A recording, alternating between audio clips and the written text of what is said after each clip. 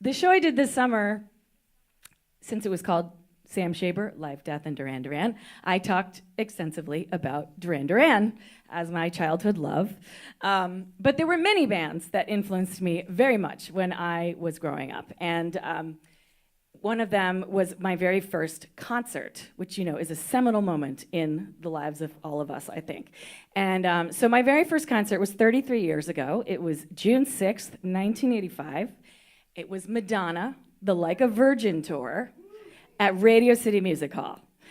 Now, this is very important for many reasons, but I would like to propose that it is one of the important moments in American musical history. We have the Beatles at Shea Stadium, we have Woodstock, and we have Madonna at Radio City Music Hall.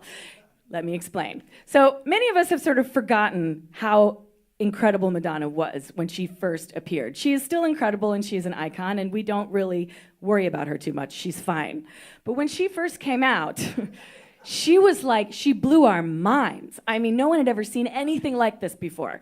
Madonna wore her bra as a shirt. That was like genius. Like none of us had ever thought to do that before. So it was just amazing. And the Like a Virgin moment was really like a turning point. Like she did fine with her first album. We liked her very much. She had the hair and the things. But then Like a Virgin was like really the thing that like cemented her in our lives forever. So she did 2 shows at Radio City Music Hall and 2 shows at Madison Square Garden. Now, Madison Square Garden holds 20,000 people.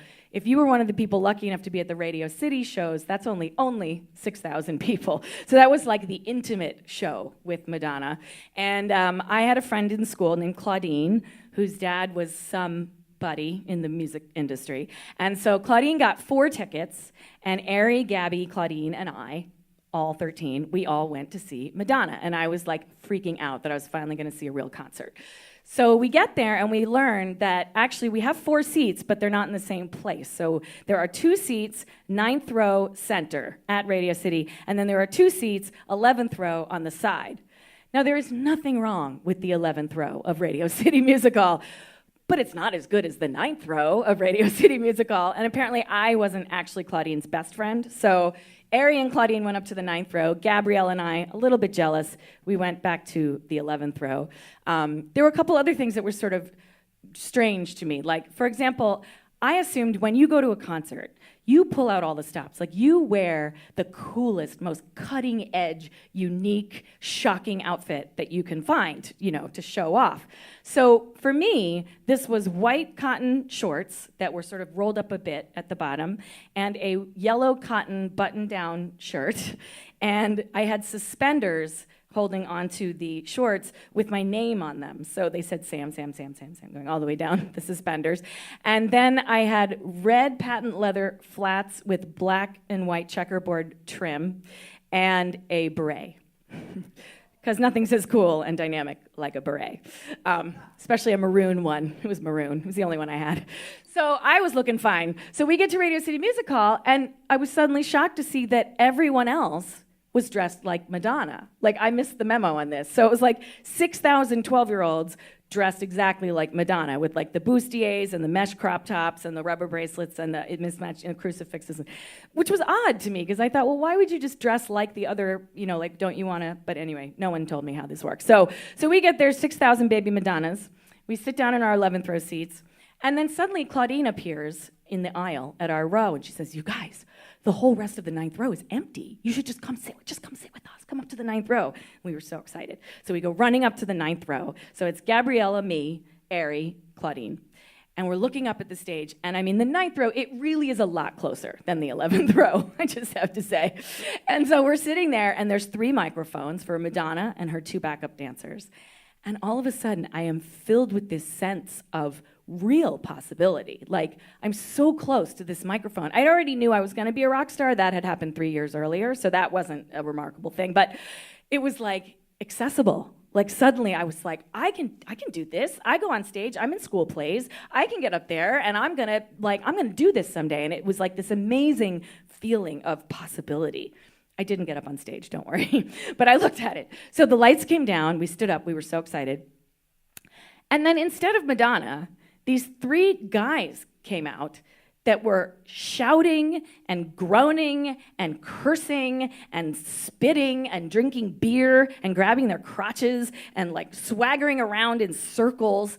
And we were just all 6,000 baby Madonnas just sat there staring at them.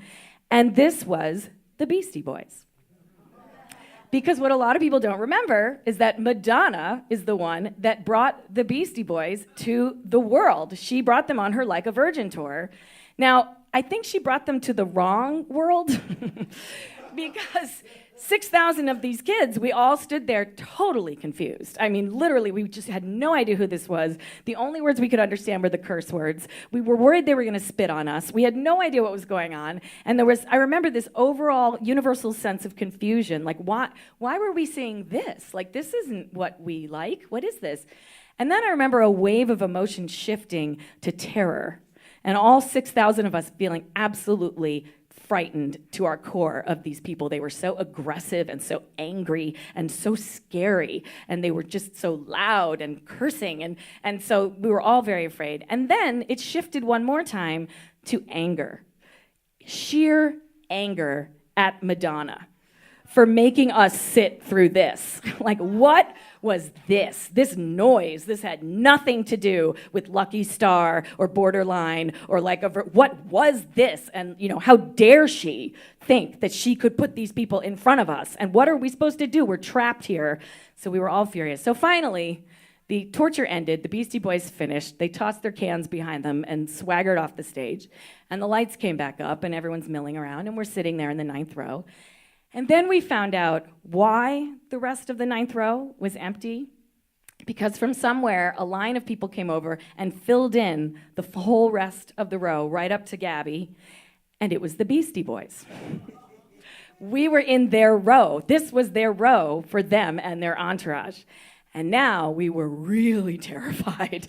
And Gabrielle and I were just staring straight forward. We could see them in our peripheral vision, and I didn't know what to do. I thought, well, maybe should we tell them they were good? Like, when you go to school plays and your friends come out afterwards and you're like, you were great. Like, I thought maybe that's the etiquette, but I didn't know. And then I was worried if we talked to them, they'd spit on us, or if we didn't talk to them, they would spit on us. I was just worried they would spit on us, and I didn't want to be there.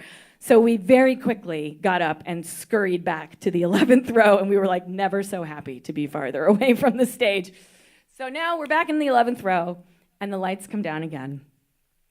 And this is the real deal. And my heart is like jumping out of my chest because I'm suddenly realizing that I, Sam Shaber, am about to be in front of Madonna. Like, not the TV, not MTV, actually Madonna. Like, Madonna and Sam are going to be in the same room together. Like, we're breathing the same air. And this was, like, incredible to me. I had never seen a famous person before, let alone, like, a rock star. Well, I did see Carrie Fisher once because she lived in my building and I trick-or-treated at her apartment, but I was 8 and I was very disappointed because she didn't have the things on her ears, and that was another story. But this was going to be it. And the lights come down, and then there's they start to come up, and Madonna is behind this giant white scrim. She's like silhouetted 40 feet high, and she's in her opening dress you up pose. And then she comes out around from behind the thing, and it was like, it completely blew my mind. The whole concert was absolutely amazing. There was a whole number done with day glow and dark lights, and then she wore the wedding dress, and she did the Like a Virgin, and she had the backup dancers, and it was like the best thing, better than I ever could have imagined. And at the end of the night, these nets at the ceiling of Radio City Music Hall let go, and 6,000 balloons wafted gently down onto all of us, and the balloons said, "Dreams come true." And I never forgot that. And so 33 years later, Gabriella is a pediatrician. Ari is an app developer. Claudine is a therapist. And I am a musician. I am standing here in front of you playing music. This is what I have done for over 20 years, and it has a lot to do with that concert at Radio City Music Hall. So it's kind of incredible that I got to be there. And I wish I could go back, because I would love to be me now and sort of relive that moment and just drink it all in. But also because the Beastie Boys, I saw the Beastie Boys and I didn't appreciate it at all. And I'd be able to see them now, and I'm so sad. Youth is wasted on the young.